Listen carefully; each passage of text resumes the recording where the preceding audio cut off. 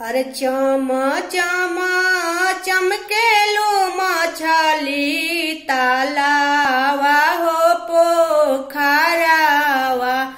अरे तालावा हो पोखरावा। एक दिन है मछली जुलू मी हो माला हवा।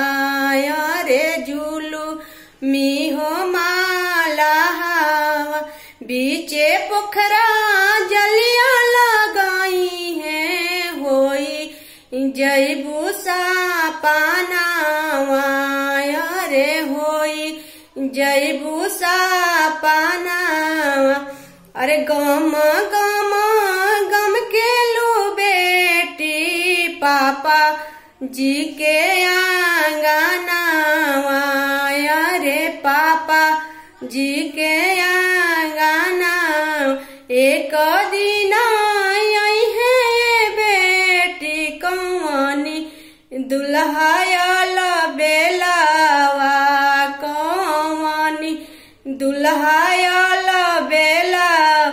बीचे दुआरे मार्शल लगाई है होई जैबू सापानावा।